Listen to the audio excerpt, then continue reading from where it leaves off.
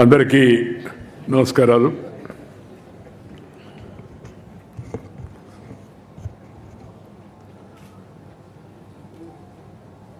మన ముఖ్య అతిథి దేశ ఆర్థిక మంత్రి శ్రీమతి నిర్మలా సీతారామన్ గారు, మన రాష్ట్ర ముఖ్యమంత్రి శ్రీ చంద్రబాబు నాయుడు గారు, అలాగే ఈ పుస్తక రచయిత డాక్టర్ దగ్గుపాటి వెంకటేశ్వరరావు గారు, అమ్మాయి పురంధరేశ్వరి, అలాగే ఈ కార్యక్రమ నిర్వహణలో ఈ గీతం విశ్వవిద్యాలయ ప్రాంగణంలో చేయడం కోసం ముందుకు వచ్చినట్టు యొక్క భరత్, అలాగే కార్యక్రమంలో పాల్గొన్న మిత్రులందరికీ నమస్కారం.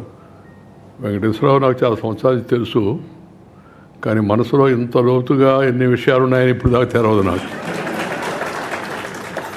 వాళ్ళ నాన్న కూడా తెలుసు నాకు బాగా. ఒక్క విషయం మాత్రం చెప్పాలా, ఈ ప్రపంచ చరిత్ర డాక్టర్ వెంకటేశ్వరరావు గారు రాసిన ప్రపంచ చరిత్ర పుస్తకాన్ని ఆవిష్కరించడం చాలా సంతోషంగా ఉంది. అది కూడా తెలుగులో రాసిన పుస్తకాన్ని ఆవిష్కరించడం ఇంకా మహా సంతోషంగా ఉంది. ఎందుకంటే మనందరం తెలుగు వాళ్ళం కాబట్టి, నాకు కూడా కొంత తెలుగు వచ్చు కాబట్టి ఆ పుస్తకాన్ని ఆవిష్కరించమని నన్ను వచ్చి కోరితే నేను తప్పనిసరిగా వస్తాను, ఆవిష్కరిస్తాను అని చెప్పాను. ఈ పుస్తకం రాయడం వెనక ఉన్న కారణం గురించి కూడా ఆయన చెప్పాడు. ఇది తన మనవాళ్ళు మనవరాళ్ళు వాళ్ళ కోసం, అంటే భవిష్యత్ తరం కోసం రాశాను. ఈ తరం వాళ్ళు చదువుకొని దీనివల్ల కొంత లబ్ధి పొందుతారు అని చెప్పారు. చాలా సంతోషమైన విషయం అది. పెద్దలు ఎప్పటికప్పుడు తమ రాబోయే తరాలకు వారికి జ్ఞానము విజ్ఞానము అందించాలి. పెద్దల అనుభవాలు, వారు సముపార్జించినట్టు యొక్క పరిజ్ఞానం వారితోనే అంతరించిపోకూడదు, అది తర్వాత తరానికి చేరాలని మన పెద్దలు చెబుతూ ఉంటారు. ఆ నాడుని సరిగా అర్థం చేసుకున్న నానుడిని డాక్టర్ వెంకటేశ్వరరావు గారు దాన్ని ఒప్పుకుంటూ ఈ మంచి పుస్తకం రాసినందుకు వారికి హృదయపూర్వకంగా నేను అభినందనలు తెలియజేస్తున్నాను. ఒక ప్రపంచ చరిత్ర ఒక పుస్తకంగా రాయడం అంత సులభం కాదు. ప్రపంచ చరిత్ర ఒక పుస్తకంగా రాయడం అంత సులభం కాదు. డాక్టర్ నందమూరి తారక రామారావు గారి నటన గురించి కూడా పుస్తకం రాయాలంటే సాధ్యమయ్యే పని కాదు. అమలు చేశారు మన వాళ్ళు కొందరు. ఈ ప్రపంచ చరిత్రలో జరిగిన పరిణామ క్రమాన్ని సరళమైన భాషలో సామాన్యులకు అర్థమయ్యేటట్టుగా పుస్తకాన్ని తీసుకురావడం చాలా ముదావహమైన విషయం అని చెప్పి నేను మనం చేస్తున్నాను. ఈ వివిధ సంఘటనలు క్రమేణా ఎలా మారాయి, వర్తమానం భవిష్యత్తును ఎలా ప్రభావితం చేస్తాయి అనే విషయాన్ని ఎప్పుడు చరిత్ర చెప్తూ ఉంటుంది మనకి. చరిత్ర దానంతట అది రాసుకోదు. చరిత్రను కూడా ఎవరో ఒకరు రాయాలి. మామూలుగా రాజకీయాలు, ఆర్థిక శాస్త్రం, సంస్కృతి, విజ్ఞాన శాస్త్రం, మతం సహా మానవ సమాజంలోని అన్ని అంశాలను ఈ చరిత్ర స్పృశిస్తుంది. మామూలుగా చరిత్ర అంటే కేవలం గత సంఘటన కాలక్రమం కాదు. చరిత్రలో అదొక భాగం మాత్రమే. మన గుర్తింపులకు చరిత్ర అనేది ఒక పునాది. అది మన ఉనికికి సాక్షి మాత్రమే. చరిత్ర ద్వారానే మానవాడికి జరిగిన మంచి చెడులు, విషాదాలు, వివిధ సమాజాలు ఎదిగిన లేదా క్షీణించిన తీరు, నాగరికత విరసిల్లిన లేదా అంతరించిన ఆ యొక్క తీరును తెలుసుకోగలం. చరిత్ర ద్వారానే అది సాధ్యమవుతుంది. దీనిని బట్టే వర్తమానాన్ని సరిదిద్దుకుంటూ, చరిత్ర నుంచి గుణపాఠాలు నేర్చుకుంటూ, భవిష్యత్తుకు మంచి ప్రణాళికలను వేసుకుంటూ ముందుకెళ్లే ప్రయత్నం విఘ్నులైన వారు ఎవరైనా చేస్తారు. మామూలుగా గతం లేనిదే వర్తమానం లేదు, వర్తమానం లేనిదే భవిష్యత్తు లేదు. అందుకే చరిత్రను సరిగా నమోదు చేయడం, చరిత్రను తెలుసుకోవడం చాలా అవసరం. ఆ లైన్ ఒకటి అండర్లైన్ చేసి చెప్తాను నేను. ఈ చరిత్రను సరిగా నమోదు చేయడం, దీనికి ఒక మాట అనడానికి ఒక బ్యాక్గ్రౌండ్ ఉంది, అది కూడా చెప్తాను నేను. చరిత్రను ఉన్నది ఉన్నట్టుగా నమోదు చేయడం మానవ సమాజానికి చాలా అవసరం. దురదృష్టవశాత్తు చరిత్ర చాలా వరకు నాకు కొంత అనుభవం ఉంది, కొంత వయసు కూడా ఉంది కాబట్టి కొంత చదివానండి. చదివంటే ఇది పెద్ద పుస్తకాలు చదవలేదు, కానీ నేను మానవ జీవితాలు చదివాను ఎక్కువగా. నా జీవితంలో నాకున్న అనుభవం అదే. నేను మామూలు పల్లెటూరులో వీధి బడిలో చదువుకున్నవాడిని. అందువల్ల పెద్ద పెద్ద పుస్తకాలు చదివేంటికి ఆసక్తి కానీ అలాంటి అవకాశం కానీ ఆ విధమైన ప్రయత్నం కానీ నేను చేయలేదు. మామూలు పుస్తకాలు చదివాను. కొంతమంది గాంధీ గారి గురించో, లేకపోతే పటేల్ గారి గురించో, లేకపోతే సుభాష్ చంద్రబోస్ గురించో, వివేకానందుడి గురించో, ఇలా కొంతమంది భారతీయ మహానాయకుల యొక్క జీవితాలను చదివాను. కానీ నేను అన్నిటికన్నా బాగా చదివానని చెప్పి నేను చెప్పుకోగలిగింది దేశ ప్రజల జీవితాన్ని బాగా చదివాను. దేశం అంతా తిరిగాను. ఇప్పుడే నేను శ్రీనివాసరావు చెప్తున్నాను, నేను నా జీవిత కాలంలో 520 జిల్లాలు తిరిగాను దేశంలో, 520 డిస్ట్రిక్ట్స్. 18వ సంవత్సరం మొదలుపెట్టి ఇప్పుడు 75వ సంవత్సరం దాకా. దానివల్ల కొంత జ్ఞానం, కొంత ఏదో నాలెడ్జ్ అంటారు కదా, అది కొద్దిగా ప్రాప్తించేందుకు అవకాశం ఉంది. కానీ ఎందుకు చరిత్ర వక్రీకరణకు గురైందని అంత పెద్ద మాట మీరు అంటున్నారంటే ఇది నేననే మాట కాదు. ముఖ్యంగా ఈ భారతదేశం యొక్క ఉపఖండ చరిత్ర చాలా వక్రీకరణకు గురైంది, చాలా వరకు ధ్వంసానికి కూడా గురైంది. ఎలాగూ ఈ దారిలో పయనించేదానికి వెంకటేశ్వరరావు కొంత ప్రయత్నం చేశాడు. కాబట్టి నా సలహా ఏంటంటే ప్రపంచ చరిత్ర గురించి రాశారు, మంచిది. భారతదేశం యొక్క చరిత్ర కూడా రాసేదానికోసం ప్రయత్నం చేయండి. మన దేశంలో మన చరిత్రలో అంతమంది మహనీయులు వాళ్ళు చేసినట్టు యొక్క అసమానమైన యొక్క సేవలు, త్యాగాలు, పోరాటాలు, వాళ్ళ జీవిత చరిత్ర అవి తగినంతగా గుర్తింపుకు రాలేదు, తగినంతగా వాటికి ప్రాధాన్యత ఇవ్వలేదు.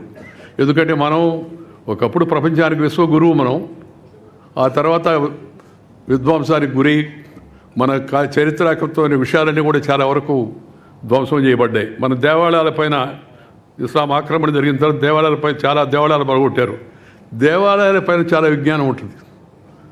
చరిత్రలో చాలా విషయాలు మనం దేవాలయాలపైన రాసిన వాటికి బయట తీయగలిగితే దాంట్లో తెలుసుకునే అవకాశం ఉంటుంది. వాటిని ముందు టార్గెట్ చేసి కేవలం మతం కోసమే కాదు, దాన్ని ధ్వంసం చేశారు వాళ్ళు. మన యొక్క భారతదేశం యొక్క చరిత్ర గొప్పతనాన్ని గురించి కూడా. ఈ తర్వాత ఈ పరాయి దేశాల వాళ్ళు కొంతమంది రాజ్య విస్తరణ కాంక్షతో వాళ్ళ రాజ్యాన్ని విస్తరించాలని చెప్పని వచ్చి ఈ మన చరిత్రను కొంతవరకు ధ్వంసం చేశారు. ఇంగ్లీష్ వాళ్ళు కూడా దాంట్లో ప్రధాన కారకులు అనే విషయం కూడా మనందరికి కూడా తెలుసు. ఈ బ్రిటిష్ పాలన వచ్చిన తర్వాత వారి దృక్పథానికి, వారి అవసరాలకు అనుగుణంగా చరిత్రను వక్రీకరించారు. Robert Clive the great, Alexander the great, Alluri Sitarama Raju the great అని లేదు, అలెగ్జాండర్ గ్రేట్. భారతీయ చరిత్ర ఇది, భారతదేశ యొక్క చరిత్ర, ఇండియన్ హిస్టరీ. శివాజీ మహారాజ్, రాణా ప్రతాప్, స్వామి వివేకానంద, లేదా ఇంకా అనేక మంది మహాత్ములు వాళ్ళ జీవితాలలో వాళ్ళ గొప్పతనానికి ఇచ్చిన ప్రాధాన్యత తక్కువ. పరాయి దేశ పాలకులు వచ్చి మన మీద దాడి చేసి మనం దోచుకొని చేసిన వాళ్లకు ప్రాధాన్యత ఎక్కువగా. నేను చదువు నాకు తెలిసిన చదువు నేను చదువుకున్నప్పుడు రాబర్ట్ క్లైవ్ ది గ్రేట్ అని మా మాస్టర్ అడిగా, ఎందుకు సార్ ఈయన గ్రేట్ అని. రాబర్ట్ క్లైవ్ ది గ్రేట్ అయ్యా, బలవాడు నువ్వు.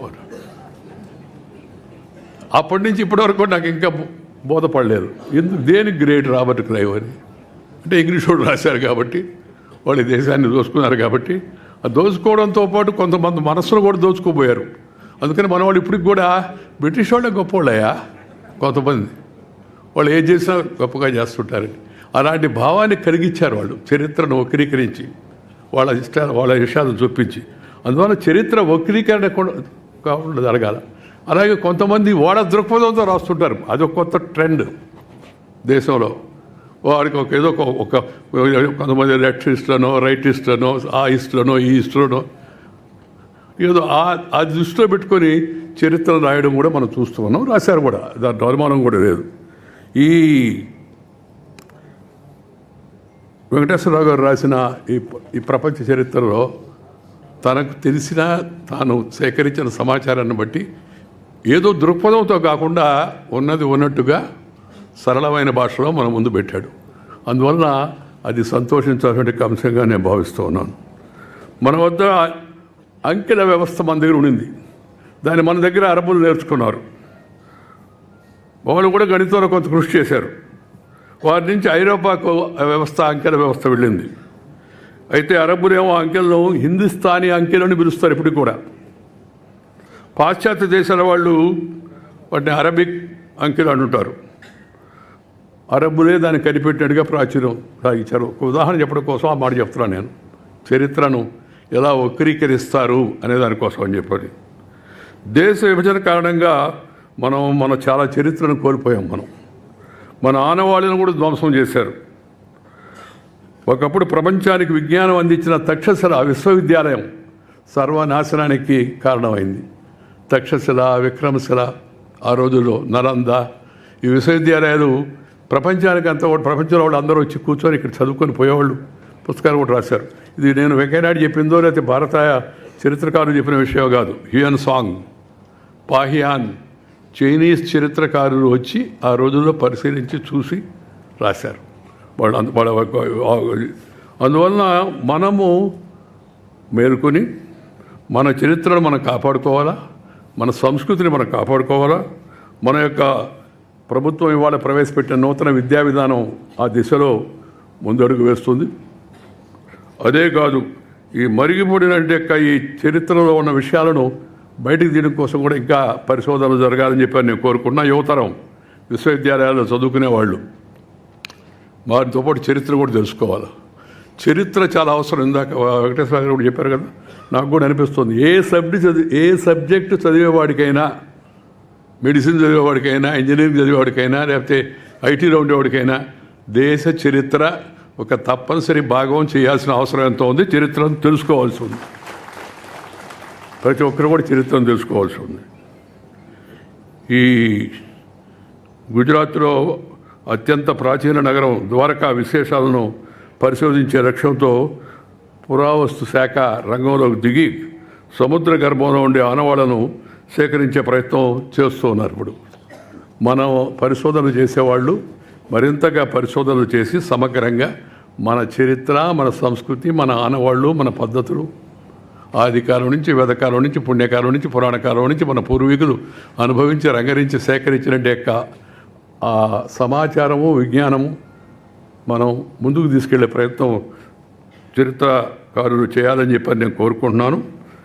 ఈ గతానికి సంబంధించిన యొక్క నమోదు, చరిత్ర మామూలుగా ఈ నమోదు తటస్థ వైఖరితో జరగాల. మళ్ళా నేను అండర్లైన్ చేస్తున్నది, తటస్థ వైఖరితో జరగాల. ఇజాలు దాంట్లో జొప్పించకూడదు ఎవరు కూడా. అందువలన చరిత్రను నమోదు చేసే వ్యక్తుల యొక్క దృక్పథాలకు అనుగుణంగా చరిత్రను తయారు చేయకూడదు. జరిగినట్టుగా సమాచారాన్ని సేకరించి భిన్న దృక్పథాలు ఉన్నవాళ్ళు కూడా చారిత్రాత్మక సత్యాలను అన్వేషించి దాని శాస్త్రంలో తీసుకెళ్లాలని చెప్పి నేను భావిస్తున్నాను. మన చారిత్రక అనేక ప్రదేశాల్లో ఉన్న అన్నీ కూడా శిథిలం అయిపోతున్నాయి. వాటిని కాపాడుకోవాల్సిన అవసరం ఎంతో ఉంది. చరిత్రలో యాత్రా సాహిత్యం ఉంది ఒక ముఖ్యమైన పాత్ర.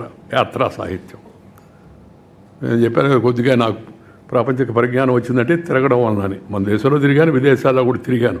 తిరిగి జనంతో నేను ఎక్కడికి వెళ్ళినా రాజకీయ నాయకుడిగా కూడా, మామూలుగా రాజకీయ నాయకుడు ఏం చేస్తుంటారు, విజిట్, ఒక meeting, press conference, night evening flight, return.